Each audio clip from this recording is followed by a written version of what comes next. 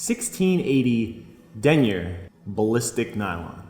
Hey everybody, my name's David. I'm not Terry. I'm the brand manager for T-Bag's motorcycle luggage, the last bag you'll ever need. Okay, so 1680 Denier Ballistic Nylon. What is this stuff? Why do we use it? What's the deal? Why do we make our bags out of it? First, nylon. It's a petroleum product, so it's manufactured from oil. 1680 Denier. Not to be confused with Diener, the German morgue assistant, or denier, the old French currency. A denier is a unit of linear density of fiber. And there are other ways to measure fiber density. There's tex, which is used in Europe, and then there's worsted count, which is used by those yarn spinners, and there's mommies, which is used for silk. And we're all pretty familiar with thread count. Egyptian cotton.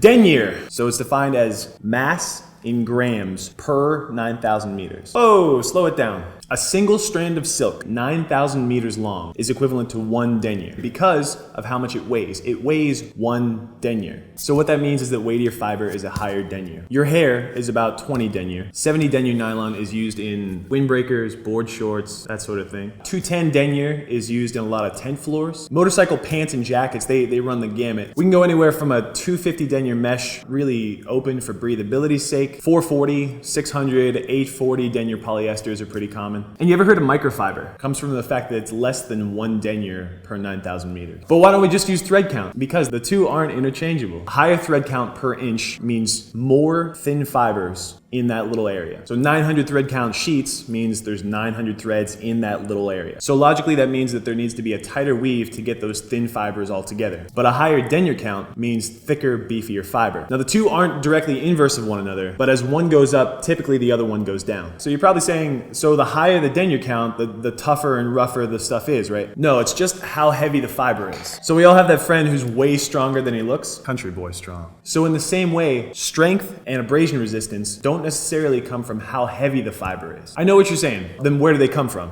A few things. First, the material itself, what it's made out of. Something else that plays a big factor is how the fabric is stretched, spun, and woven. So different weaves have different strengths. So how do you measure that? So of course someone's come up with an equation to figure that out. So tenacity is strength per denier. Breaking strength is tenacity times denier. And just so we're clear, the term ballistic nylon does not mean that it's bulletproof. Don't shoot your bags. No one makes Kevlar luggage. At least I don't think so. So the term ballistic came from DuPont because of the weave. The ballistic weave is a 2x2 or 2x3 basket weave. Real tough, real tenacious. So they use this stuff for flak jackets. It protected against flying debris, shrapnel from bullets. So the military's go-to was a 1050 denier nylon. So why are we using 1680? Because it's lighter.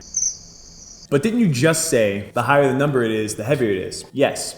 You're paying attention. But consider the weave. Even though the single fiber itself is heavier, a little bit looser weave means that the fabric is lighter. Does your brain hurt yet? So lighter material, awesome resistance to abrasion and tearing, perfect for motorcycle riding. 1680 denier nylon is the material of choice for all T-Bag's motorcycle luggage. Every bag we make carries a lifetime warranty, so it needs to stand up to some pretty serious abuse. Serious abuse. And anyway, whether we're talking about riding gear or luggage or anything else, the main failure point isn't typically the fabric, it's the zippers. Should we give them a link to that video?